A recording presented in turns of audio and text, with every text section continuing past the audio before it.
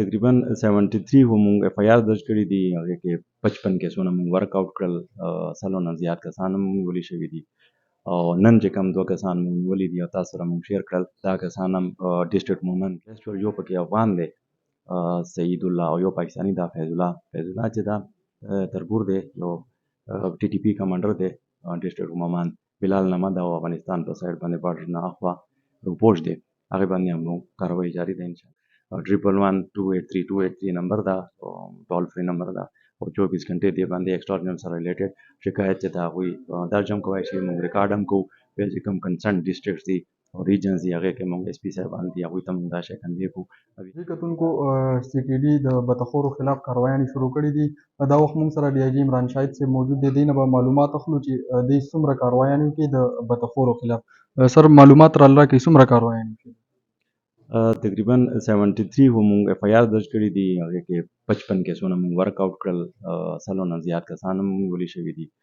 او نن چې کوم 2 کسان موږ نیولي دي او تاسو سره موږ شیر کړل، دا کسان هم ډسټرکټ مومن کې چې کوم ماین اونرز دي او کنټراکټرز دي هغوی ته د ایکسټورشن دپاره دوی کالونه او واتس اپ میسیجز کول، او دې کې افغانستان نمبر هم زیات استعمال شوي دي، پاکستاني نمبر هم استعمال شوي دي، هغوی باندې موږ فورنزیک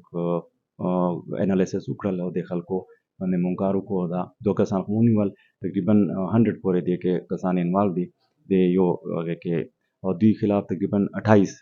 کیسونه مونږ سره دي، 13 اف آی آرز دي او نور انکوایریز دي. دا 2 کسان خو اریسټ شول، یو پکې افغان دی سعید الله، او یو پاکستاني دا فیض الله چې دا تربور دی، یو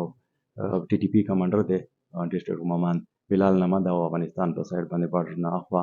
رپورټ دی، هغه باندې هم کاروایی جاری ده انشاءالله په ډیر زر رسي. سر چې کوم د بدخورۍ خلاف ستاسو مخنیوي دپاره ستاسو کنټرول روم شروع شوی، هغې کې ته څومره پورې شکایت راغلی؟ فی الحال خو زیات نه دي راغلي، او مونږ کوشش کوو لګیا یو میډیا په تھرو، الکترونیک میډیا او پرنټ میډیا په تھرو مونږ خلکو کې دا شی دا اویرنس خورا کوو لګیا یو. 111-283-283 نمبر دا ټول فری نمبر دا، او 24 घंटे دی باندې ایکسټورشن سره ریلیټډ شکایت چې دا هغوی درج هم کوي چې موږ ریکارډ هم کوو، بل چې کوم کنسرن ډسټرکټس دي او ریجنز دي هغې کې موږ اس پی صاحبان دي هغوی ته موږ دا شی کنوی کوو، او یا چې کوم ویکټم یې هغوی سره په خپله رابطه کوي یا نور لیګل کاروایی کوي. صحیح شو، ډېر ښه. کتونکو تاسو د ډي آی جي صاحب خبرې واورېدې، کنټرول روم هم شروع شوی دی، تاسو ټال فری کال هم کولی شئ، خپل شکایت درج کولی شئ. مننه.